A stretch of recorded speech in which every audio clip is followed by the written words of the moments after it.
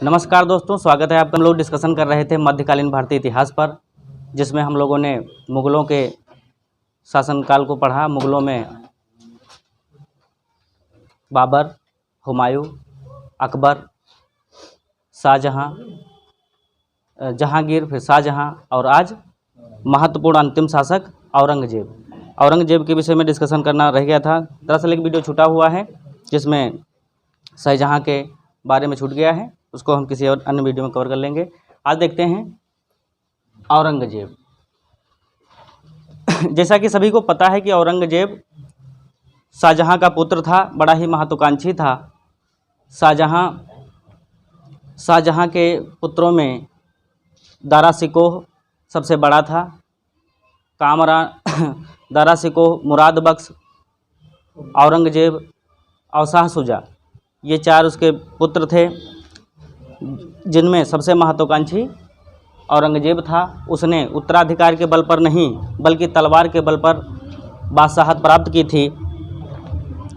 अब देख लेते हैं इसका सामान्य परिचय। पहले तो औरंगजेब का जन्म 3 नवंबर 1618 को हुआ था। अर्जुमंद बानो बेगम इसकी माता थी। 1636 में ये दक्कन का सूबेदार बना दिया जाता है। दक्कन मतलब दक्षिण का सूबेदार बना दिया जाता है। मुर्शिद कुली खां उस समय दक्कन का सूबेदार होता है और इसकी सहायता से इसने लगान व्यवस्था को वहाँ पर सुदृढ़ करता है। दक्कन में कर वसूली की प्रथा जो थी वो हलों की संख्या के आधार पर होती थी, जबकि उत्तर भारत में कर की वसूली जाब्ती प्रणाली के अनुसार होती थी, पैमाइश के आधार पर, दहसाला बंदोबस्त व्यवस्था के आधार पर होती थी। लेकिन जब ये औरंगजेब दक्षिण में जाता है तो वहाँ पे हलों की संख्या के साथ ही जहाँ पे उपजाऊ क्षेत्र हैं, दोआब क्षेत्र हैं, रायचूर दोआब हो गया, कृष्णा गोदावरी का क्षेत्र हो गया, इनमें भूमि के पैमाइश के आधार पर उसने लगान वसूलना शुरू किया। और रैयतवाड़ी आधार पर, रैयत माने किसान, यानी सीधे किसानों से ही टैक्स लिया जाता था। इससे बिचौलियों की समाप्ति हुई और बिचौलियों की समाप्ति से ज़्यादा कर मुगल साम्राज्य को मिलने लगा। इसने लगान व्यवस्था में जहाँ पर उपजाऊ क्षेत्र थे वहाँ 1/3 कर दिया। रैयतवाड़ी थी। 1644 में औरंगजेब गुजरात का सूबेदार बना। 1648 में वह बल्ख और ईरान के अभियान पर गया। यानी इसके ये समय में कुछ इसके बदलाव करता है शाहजहां इसमें पावरफुल रहता है। इस समय यह विद्रोह करने की शक्ति नहीं जुटा पाता है।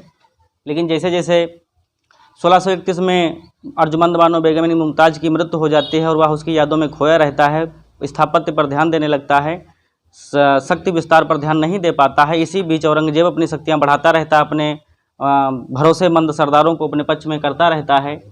फलस्वरूप वह जब 1652 से 57 के बीच में दक्कन का सूबेदार बनता है, तब वहाँ पर अपनी शक्तियाँ तेज़ी से बढ़ाना शुरू कर देता है और धीरे धीरे षड्यंत्र रचना शुरू कर देता है कि कैसे न कैसे करके हम बादशाहत प्राप्त कर लें। 1652 से 57 के बीच में जब दक्कन का सूबेदार बनता है, तब यहाँ यह दक्षिण के राज्यों की सहायता प्राप्त करना चाहता है। लेकिन ये लोग दक्कन के जो गोलकुंडा, मुख्य रूप से बीजापुर, जो 2 राज्य हैं, ये इसकी सहायता नहीं करते हैं। फलस्वरूप ये उनको बाद में जीत भी लेता है। इसने जब बादशाहत प्राप्त की थी तो इसने उपाधि धारण की थी अबुल मुजफ्फर पाशा गाजी, अबुल मुजफ्फर आलमगीर पाशा गाजी। खजवा एवं देवराई के युद्धों में, खजवा एवं देवराई युद्धों का वर्णन हमने यहाँ पे किया हुआ है। खजवा एवं देवराई के युद्धों में अंतिम रूप से ये विजयी हो जाता है और अपना राज्याभिषेक दूसरा करता है 15 जून 1659 को। यद्यपि ये पहला राज्याभिषेक धर्मट के युद्ध में जब शाही सेना पराजित हो जाती, दारा शिकोह पराजित हो जाता है, तब ये अपना पहला राज्याभिषेक करता है। लेकिन खजवा और देवराई के युद्ध जब अंतिम रूप से लड़ता है तो उसमें ये दूसरा अपना राज्याभिषेक करता है। इसीलिए कई इतिहास की पुस्तकों में इसके 2 शासनकाल मिलते हैं। 1659 से कहीं पर दिखाया जाता है तो कहीं पर 58 से। ये जब बादशाह बनता है तो ये राहदारी कर समाप्त कर देता है। राहदारी मतलब कोई सामान लेकर जब वो कोई राज्य में दूसरा प्रवेश करता था तो उसको कर देना पड़ता था, जैसे चुंगी कहते हैं, और इसको अंग्रेजी में कस्टम ड्यूटी कहा जाता है, इसको समाप्त कर देता है।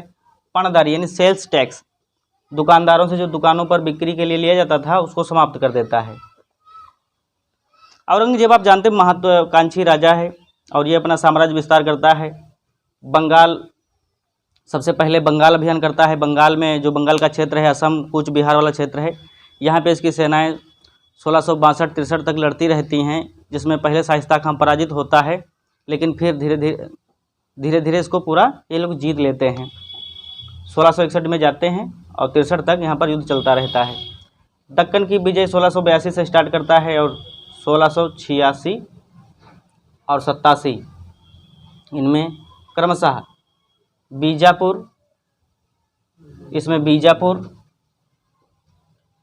और 1687 में गोलकुंडा जीत लेता है। यहाँ पे भी ये लिखा गया है। गोलकुंडा को जीतने में शहजादा मुअज्जम जो बादशाह आगे बनेगा, वो इसमें सेना का नेतृत्व करता है। अबुल हसन को पराजित करते हैं। इनका मराठों से संघर्ष बहुत समय तक चलता रहता है। मराठों से संघर्ष शिवाजी का, शायद आप लोग पढ़े हो तो शिवाजी को जानते हो, 1627 में पैदा हुए, 1642 तक उन्होंने 22 किले जीत लिए थे। और इस समय तक आते आते 60 तक आते आते शिवाजी के पास दक्कन का बहुत बड़ा एरिया आ गया था, जिसमें महाराष्ट्र का पश्चिमी क्षेत्र और बीजापुर गोलकुंडा को क्षेत्र छोड़ करके लगभग सारा क्षेत्र मराठों के अधीन हो गया था। तो मराठों से इनका संघर्ष सबसे घातक होता है। मराठे इनके लिए सबसे ज़्यादा खतरनाक साबित होते हैं, क्योंकि मराठों की वहाँ पर भौगोलिक जटिलता उनके लिए अनुकूल थी, जबकि शाही सेना यानी औरंगजेब के लिए बहुत ही कठिन थी। औरंगजेब लगातार मराठों पर नियंत्रण करने के लिए कई अपने सरदारों को भेजता है, लेकिन वो पराजित होते जाते हैं, जिसमें इसका एक रिश्तेदार भी है और दक्कन का सूबेदार बनाया जाता है शाइस्ता खां। शाइस्ता खां दक्कन में जाता है। प्रारंभ में तो वह जीत जाता है, लेकिन जैसे ही वह अपने महल में रहता है, ये लोग भेष बदलकर वहाँ पर जाते हैं बारात के रूप में और उस पर अटैक कर देते हैं। फलस्वरूप शाइस्ता खां का अंगूठा काटा जाता है और वो हार करके भाग आता है। नाराज औरंगजेब ने इस पर नियंत्रण करने के लिए राजपूत शासक जयसिंह को भेजा और जयसिंह इनकी सारी रणनीतियाँ जानता था। जयसिंह ने बड़ी ही कुशलतापूर्वक इनके सभी क्षेत्रों पर अपने सैनिक लगा दिए और शिवाजी को पराजित कर देता है। फलस्वरूप शिवाजी और जयसिंह के बीच में 15 जून 1665 को पुरंदर की संधि होती है। इस संधि में, पुरंदर की संधि में यह तय हो जाता है कि शिवाजी मुगल दरबार में जाएंगे, उनके सामने पेश होंगे और आगे उसी अनुसार कार्रवाई करेंगे, जिसमें 23 किले ये दे देते हैं, जिसमें 4 लाख हुण पैदा होते थे, मतलब उनसे कर प्राप्ति होती थी, इनको देना पड़ता है। जब शिवाजी औरंगजेब के दरबार में जाते हैं तो उनको दीवाने आम में बिठाया जाता है, ना कि दीवाने खास में, और उनको सबसे छोटी राजाओं की पंक्ति 500 मनसब वाली में बैठा दिया जाता है। और इसको मजाक में यानी अपमानपूर्वक औरंगजेब कहता है, आइए राजा साहब आइए। तभी इनको राजा की उपाधि मिल जाती है, लेकिन ये उपाधि इनको सम्मान में नहीं अपमानपूर्वक मिली थी। फिर औरंगजेब इनको शिवाजी के मतलब जयसिंह के महल में, अजमेर के किले में इसको कैद करवा देता है। वहीं से ये अपना भेष बदलकर फरजंद नाम का एक व्यक्ति होता है, जो इनके जैसा शकल का लगता है, और ये वहाँ से फरार हो जाते हैं। शिवाजी के भागने के बाद फिर से ये अपनी सैन्य शक्ति गठित कर लेते हैं और वहाँ पर निरंतर युद्ध चलता है। औरंगजेब मराठों से संघर्ष करते करते ही अंत में मारा जाता है। कहा जाता है कि जिस प्रकार स्पेन के नासूर ने नेपोलियन बोनापार्ट को बर्बाद कर दिया था, उसी प्रकार दक्कन के नासूर ने औरंगजेब को बर्बाद कर दिया। और दक्कन में नासूर को नहीं, मराठे हैं। अब इसकी धार्मिक नीति देख ली जाए। धार्मिक रूप से कट्टर है, सुन्नी मुसलमान है, कट्टर है, हदीस एवं शरा को लागू करना चाहता है और इनका बहुत ही गहन अध्ययन करने वाला अध्येता है शरा एवं हदीस का। ये अपने दरबार में कई सारे सुधार करता है। ये व्यक्तिगत तौर पर बड़ा ही सादगीपूर्ण जीवन जीता है, मांस भक्षण कम करता है, शराब कभी नहीं पीता है, इसको वीणा बजाने का शौक़ है, परंतु अपने दरबार में संगीत बजाने पर रोक लगा देता है। इसके कुछ देखिए सुधार जो इसने शुद्धता के लिए सुधार किए हैं, जैसे सिजदे पर रोक लगा दी, सिक्कों पर कलमा खुदवाने पर रोक लगा दी, सभी सूबों में एक मुहत्सिब नाम का अधिकारी नियुक्त किया जो सबके आचरण को चेक करता था कि वे शरीयत के अनुसार आचरण कर रहे हैं कि नहीं। दरबार में संगीत पर रोक लगा देता है। झरोखा दर्शन, झरोखा का मतलब एक खिड़की से राजा अपने महल से खड़े होते थे, वहाँ से जनता इनके दर्शन करती थी, ये सब बंद कर देता है। तुलादान यानी तराजू में एक तरफ बादशाह, दूसरी तरफ धन यानी सोने के सिक्के वगैरह रखे जाते थे, उनको तौल कर दान किया जाता था, ये भी बंद कर देता है। नए राजा के माथे पर टीका लगाना ही बंद करवा देता है। होली, मुहर्रम, अच्छा मुहर्रम का उल्टा क्या होता? ईद। मुहर्रम का मतलब गम का त्यौहार और इसका उल्टा होता है ईद। तो ये मुहर्रम, होली ये सब बंद करवा देता है। दरबारियों में रेशमी वस्त्रों पर रोक लगा देता है। रेशमी वस्त्र दरअसल कीड़ों को मारकर प्राप्त होते हैं, इसलिए उनको बंद करवा देता है। इसके व्यक्तिगत आचरण को देखते हुए और इसके सुधारों को देखते हुए इतिहासकार इसे जिंदा पीर, और इसके दरबार में इसको जिंदा पीर कहा जाता था तथा शाही दरवेश कहते हैं।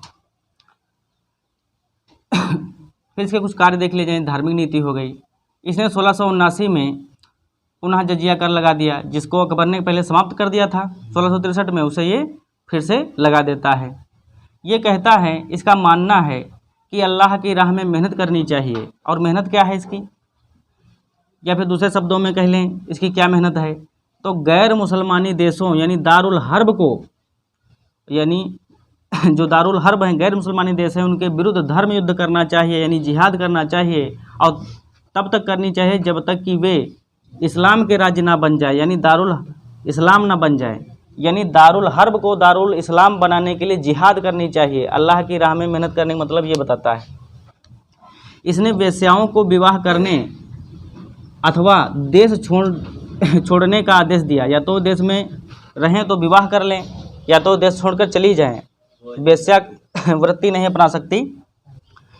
स्थापत्य में इसका योगदान देख लेते हैं। खास तौर पर इसने स्थापत्य पर कोई खास ध्यान दिया नहीं है, लेकिन ये भी अपने पिता की तरह अपनी बीबी रबिया उद दौरानी की याद में दूसरा ताजमहल बनवाने की कोशिश करता है औरंगाबाद में, जिसे ताजमहल की फूहड़ नकल भी कहा जाता है। इसे बीबी का मकबरा भी कहा जाता है। दिल्ली के लाल किले में इसने मोती मस्जिद का निर्माण करवाया और इसने लाहौर में एक बादशाही मस्जिद बनवाई। इसके उत्तराधिकार के युद्ध पहले देख लिए जाएं। इसने उत्तराधिकार में कौन कौन से युद्ध लड़े। इनके उत्तराधिकारों के युद्ध को हम ट्रिक से याद कर सकते हैं। बध सा ख दे, यानी बहादुरपुर का युद्ध, धर्मट का युद्ध, सामूगढ़ का, खजवा का और देवराई का। ये 3 युद्ध 1658 में लड़े जाएंगे और ये 2 युद्ध 1659 में लड़े जाएंगे। अब इन्हीं युद्धों के फलस्वरूप औरंगजेब अपने सभी भाइयों को समाप्त करके साम्राज्य अकंटक करके प्राप्त कर लेता है।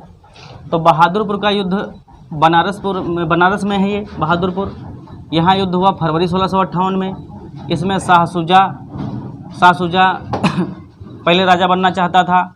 उसने शाही सेना के बीच युद्ध लड़ा, यानी शाह शुजा और शाही सेना के बीच युद्ध हुआ, जिसमें शाही सेना विजयी रही, शाह शुजा हार गया। फिर धर्मट के युद्ध में अब औरंगजेब आ जाएगा। धर्मट के युद्ध जो है अप्रैल 1658 में हुआ। इसमें शाही सेना का नेतृत्व दारा शिकोह कर रहा था तथा औरंगजेब और मुराद दोनों मिल करके शाही सेना के विरुद्ध यानी दारा शिकोह के विरुद्ध लड़ रहे थे। इसमें शाही सेना पराजित हुई और यहीं से पहला राज्याभिषेक अपना कर लेता है, पहला राज्याभिषेक करता है। फिर सामूगढ़ का युद्ध होता है। सामूगढ़ का युद्ध मई 1658 में हुआ। इसमें शाही सेना दारा शिकोह तथा औरंगजेब और मुराद बख्श दोनों साथ में लड़े, लेकिन बीच में युद्ध के दौरान ही मुराद और औरंगजेब के बीच मतभेद हो जाता है। शाही सेना इसमें पराजित हो जाती है, जिसमें दारा शिकोह को कुछ समय के लिए बंदी बना लेता है, जबकि मुराद बख्श को मार ही डालता है, मरवा ही देता है। अब मुराद बख्श इस फिल्म से डिलीट हो गया, ख़त्म हो गया। अभी दारा शिकोह जिंदा है, इसको भी ख़त्म करेगा ये। फिर अगला युद्ध होता है खजवा का युद्ध। ये जनवरी 1659 में होता है। खजवा जो है इलाहाबाद के समीप है। इसमें शुजा तथा औरंगजेब के बीच युद्ध हुआ। शुजा हारकर अराकान क्षेत्र यानी म्यांमार की तरफ भाग गया। म्यांमार तरफ भाग गया, जहां उसकी मृत्यु हो जाती है। तो यानी शुजा हार गया, मुराद मारा गया। और जो ये पहला युद्ध था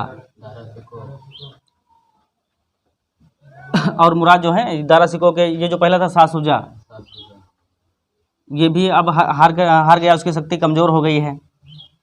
फिर अंतिम युद्ध होता है देवराई का युद्ध। यह युद्ध जो है अप्रैल 1659 में हुआ। जो देवराई है ये अजमेर के पड़ोस में है, अजमेर राजस्थान में। इसके पास देवराई नामक स्थान पर हुआ। दारा सिकोह इसमें अंतिम रूप से पराजित हो जाता है। औरंगजेब इसको अंतिम रूप से पराजित करके मृत्युदंड देता है और इसे हुमायूं के मकबरे में दफना दिया जाता है। इस प्रकार से औरंगजेब अपना राज्य प्राप्त करता है। तो ये उत्तराधिकार के युद्ध आ जाते हैं लगाने के लिए। इसमें कुछ विविध देख लिया जाए, इसमें क्या है इसके पास। तो इसमें इसकी बहन जो होती है, इसने अपनी बहन जहां आरा को साहिबात उज जमानी की उपाधि देता है। ये इसकी 4 पुत्रियां हैं, जेबू निसा, जीतुन निसा, बदरुन निसा, जबतुन निसा, ये इनकी पुत्रियां हैं। इनके 7 पुत्र बताए जाते हैं, जिनमें से कुछ मिले हुए हैं। इसमें सबसे बड़ा पुत्र मुअज्जम, जिसको आजम भी कहते हैं, इसे बहादुर शाह फर्स्ट के नाम से ये 1707 के बाद 1712 तक ये उत्तरवर्ती मुगल बादशाह बनेगा। ये अकबर के बाद अगला बादशाह बनेगा, यही बड़ा लड़का है इनका। और काम बख्श है, एक अकबर है। अकबर का ही पीछा करते हुए 1682 में औरंगजेब दक्कन जाता है, फिर वहाँ से लौट नहीं पाता है। और एक मोहम्मद सुल्तान है, और भी हैं, वो उतने इम्पोर्टेंट नहीं है। तो ये था औरंगजेब। औरंगजेब के बारे में इतने महत्वपूर्ण फैक्ट हैं, और भी हैं, लेकिन उनको जानना ज़्यादा आवश्यक नहीं है। आगे हम डिस्कशन करेंगे।